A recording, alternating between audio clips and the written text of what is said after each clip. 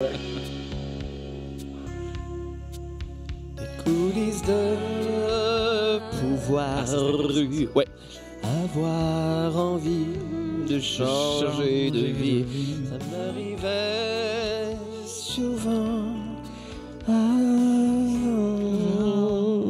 C'est beau. Des coulisses de pouvoir. Vous savez pourquoi ça dit des coulisses de pouvoir? Hein? Ben, parce que c'est comme si ça... Ça coule. Voilà. C'est le retour de la chronique politique la plus influente du monde. La face de Rebecca, juste, on prend 30 secondes. On dirait qu'elle n'a pas de fun aujourd'hui. Le visage de Rebecca qui a l'air d'être complètement détaché de son corps. Pas du tout. Mais c'est parce que c'est pas les coulisses du pouvoir, c'est les coulisses de pouvoir. C'est comme si le pouvoir coulait partout. Ouais. Ah, c'est comme quand on sue Exact. une Les coulisse coulisses, entre les seins dans le dos. OK, je comprends.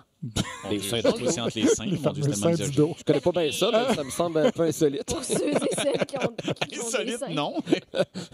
Oui, le retour de la chronique ben politique la plus influente du monde, tellement influente que cette semaine, Paul Saint-Pierre Plamondon nous a remerciés en conférence de presse. Bravo. Il s'est passé quelque chose de très préoccupant la semaine dernière. Exceptionnellement, là, parce que ça dure 12 secondes et je salue la soirée est encore jeune d'avoir fait le suivi, je laisse la question posée par Patrice Bergeron et la réponse du premier ministre dans un point de presse la semaine dernière parce que ça, vous allez comprendre où est-ce que je m'en vais avec ça, là, ça a beaucoup d'incidence. Donc, vous ne saviez pas pour la décision de... Bon, ça continue comme ça. Ce qui a fait jouer du Sébastien Bovet sur son téléphone vis-à-vis son petit micro en conférence de presse? Non! Il a fait jouer la soirée. Et c'est du haut de cette crédibilité que je vais vous parler du sujet de l'heure en politique québécoise, l'élection d'Éric Duhaime comme chef du Parti conservateur du Québec, qui a remporté la victoire avec 95 % des voix devant son adversaire qui s'appelait... Ben, Exactement. Je dis le Parti conservateur, mais ça devrait plutôt s'appeler le Parti anti-hygiénique, puisqu'il est presque entièrement basé sur la contestation de ce qu'il appelle l'extrémisme sanitaire de la CAQ. Il a même cité un personnage célèbre de la liberté sanitaire dans son discours de victoire en s'attristant du sort des immigrants qui quittent leur pays à feu et à sang pour arriver ici. Ils sont venus chercher ici un monde de liberté, un monde d'opportunités. Ils trouvent présentement un monde de coercition, un monde d'interdits. Je vous dis ça, puis il me vient en tête la phrase la plus célèbre de l'histoire politique du Québec contemporain, par un homme politique pourtant français, un général que vous connaissez bien. Il a dit son fameux « Vive le Québec libre ». Bien, pour moi, un Québec libre, c'est pas une société où un seul politicien gouverne grâce à une série de 54 décrets depuis plus de 13 mois. Un Québec libre, c'est pas une société où des fonctionnaires de la santé publique peuvent décider en sous-comité avec qui on a le droit de faire l'amour. Bon, je pense qu'il reforme un petit peu la pensée. Quel tribun. Mais oui, vive le Québec libre, la phrase la plus célèbre de l'histoire politique du Québec contemporain prononcée par un politicien français juste devant le fameux « J'ai la plotte à terre » de Pierre Lasborde en 2009. Charles de Gaulle, qui a aussi déjà dit « Il n'y a que les arrivistes pour arriver ». Ben, il arrive en grand notre Éric. Hein, et petite parenthèse, cette empathie envers les immigrants, quand même étonnante, puisqu'au début de la pandémie, Éric Duhaime avait écrit sur les réseaux sociaux que le Québec avait peut-être été plus touché qu'ailleurs par la COVID à cause des immigrants du chemin Roxham qui l'auraient fait entrer chez nous. Il s'inquiétait moins des immigrants dans ce temps-là. Éric Duhaime qui a accordé quelques entrevues, notamment à Nathalie Normando, son ancienne collègue, qui a dû en arriver à un constat en lisant les réactions après l'entrevue. À vous lire, je constate que l'homme est toujours aussi, provoque de dédivision. Exactement, c'est le parti de la dédivision. Éric Duhaime lui-même en convient. C'est en divisant qu'on fait parler de soi. Mais tu as choisi une position assez controversée. C'est clair, mais en même temps, tu sais, Luc, la controverse en politique, là, c'est l'oxygène qui a nourri la flamme. Hein? Je veux dire, c'est un politicien qui est plate, drabe, puis qui parle comme une cassette. C'est bien rare qu'il attire les électeurs. Tu veux dire Aaron O'Toole, par exemple? La controverse est l'oxygène qui nourrit la flamme et c'est pourquoi sa stratégie consiste à allumer ses pets dans l'espace public. D'ailleurs, depuis qu'Éric Duhaime a annoncé sa candidature, poussée par des collaborateurs de Radio X comme Fred Têtu, il est invité presque tous les jours pour parler de l'actualité à cette station. Son comité économique est composé entre autres de Yann Sénéchal, qui est tous les jours à Radio X, et Jonathan Hamel de l'Institut économique de Montréal, lui aussi collaborateur de Jeff Fillion. Et malgré ça, le journaliste sportif Guy Bolduc, nouvellement collaborateur de Radio X, s'est indigné qu'on l'associe à la station. Pourquoi les médias le détestent? Ben parce que, comme je l'ai entendu hier, écoute, Éric, ça reste le parti de Radio X pareil. Non, mais juste préciser, c'est une question d'un journaliste, ça? Oui, c'est une question d'un journaliste. Ça reste le parti de Radio X. Le parti de Radio X. Moi, j'ai pas de carte de parti. Moi, je suis pas membre d'un parti, là. Je sais pas. C'est quoi ça? Bon, à part qu'il est un ancien employé de la station qui est là tous les jours et que les collaborateurs de la station travaillent pour lui, il n'y a rien à voir avec Radio X.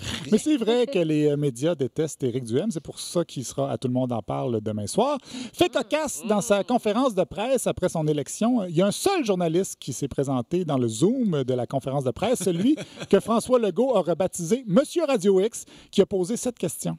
En terminant, Éric, je sais qu'il y en a d'autres qui veulent poser des questions, mais est-ce que vous serez de toutes les tribunes, parce qu'on vous entend souvent aux mêmes endroits? Hier soir, la soirée est encore jeune, vous invitez comme ça spontanément, mais est-ce que vous pensez que vous aurez quand même une voix, par exemple, à TVA, ou est-ce que vous avez été passablement malmené, disons-le comme ça? Une chose qu'on est là quand même, hein? On est un peu l'oxygène qui nourrit la flamme de la politique. Bon, maintenant, il lui reste à trouver des candidats vedettes. Il y a certaines rumeurs. On parle de Vincent Goudzo, entre autres. Ça ferait du bien au paysage politique, un franc-parler dans une syntaxe douteuse. Ça nous manque.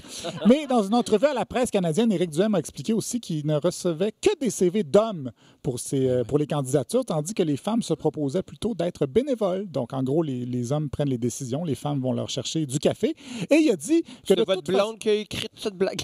Non. On dirait un épisode de Ma sorcière Excusez-moi. bien-aimée. C'est comme j'ai mise de la tapisserie. Mais de toute façon, il dit que la parité homme-femme, c'est une parure. J'ai même dit, on embauche la personne en fonction de ce qu'elle entre les deux oreilles, pas à ce qu'elle entre les deux jambes. Ça n'a pas plu à tout le monde. J'ai aussi dit que moi, en tant que gay, là, j'ai eu 96% des votes samedi dernier. Et je pense que c'est surtout ça qu'on veut. Attendez, si ma mère, je pense qu'elle essaie de m'appeler. Désolé, c'est ça les lives. Oui, pendant qu'il insinue que les femmes font pas de politique parce qu'elles n'ont pas ce qu'il faut entre les deux oreilles, ben sa mère l'appelle. J'espère que c'était pour lui savonner la langue. J'ai comme jamais réalisé qu'il y avait une mère. Oui, tout le monde a ça. Non, mais je pense que c'est un rôle. Pauvre madame. Pauvre madame. Reste que, comme je disais, ce sont surtout les mesures sanitaires qui l'animent. Il a expliqué à Nathalie Normando qu'il n'était pas contre le masque, mais seulement contre le masque chez les enfants. Je suis pas contre le masque. Je suis contre le fait qu'on oblige les enfants de 7 ans à rentrer à l'école masqués. Puis c'est ça qu'il faut nuancer. Là. Il y a de la nuance à apporter là-dedans. Là. Puis je suis pas tout seul. Il y a un paquet d'écoles, puis un paquet de gouvernements partout ailleurs dans le monde, puis un paquet de pédiatres au Québec, même l'Association des pédiatres qui est de mon bord. Ce à quoi le président de l'Association des pédiatres a répondu. Donc, est-ce que l'Association des pédiatres est du bord du nouveau chef du Parti conservateur du Québec? Non. Non. En fait, l'association pense effectivement que c'est pas une bonne chose, là, le masque pour les enfants, mais que le plus important, c'est que les jeunes aillent à l'école et que le masque leur permet ce que le masque leur permet de faire. Mais il n'y a pas juste Éric Duhem dans la vie, il y a aussi le Éric Duhem fédéral, vous en avez parlé tantôt, Maxime Bernier. Cette semaine, il a aussi fait jaser en disant qu'il n'allait pas se faire vacciner parce que lui, il est en forme, donc il y a très peu de chances de mourir de la COVID. Bien sûr, il pourrait donner le virus à quelqu'un qui en mourrait, mais il doit avoir fait le calcul que rendu au nombre d'électeurs qu'il a, ça ne ferait pas grande différence. Oh. Et selon Maxime, les virus, c'est comme les dossiers confidentiels. Il faut faire circuler ça. Et il a même participé à une manifestation à Barrie la semaine dernière contre les mesures sanitaires. C'est où ça? Grâce à ces manifestations-là, M. Ford a reculé sur 2 initiatives, permettre à la police, comme dans les pays communistes, d'arrêter n'importe qui, n'importe quand pour leur demander qu'est-ce qu'ils là. Il a reculé à cause de la pression et certainement peut-être à cause de ces 2 manifestations-là que j'ai fait en fin de semaine. Ouais, il prend le crédit d'avoir fait reculer Doug Ford, ce fameux communiste. Bravo pour sa contribution. Ça va beaucoup mieux en Ontario suite à cette manif-là. Et finalement, notre Maxou, il reprend le sempiternel discours que le confinement a des effets désastreux. Les confinements et les mesures drastiques ont des effets désastreux. Mes collègues en ont parlé. Nous avons des gens qui meurent suite à des opérations annulées, des décès par surdose de drogue, des dépressions, des suicides, des entreprises qui font faillite. Le remède est maintenant pire que la maladie. Trump n'est plus là, mais son discours est toujours bien vivant. Quand même pas sous-estimer ces 2 gars-là. On se rappelle qu'André Arthur a déjà été élu dans la région de Québec. Donc, soyons attentifs parce que ça pourrait avoir des effets désastreux, Jean-Philippe. Ah, mon Dieu. Robin Aubert a bien raison. Robin Aubert. Mon Dieu.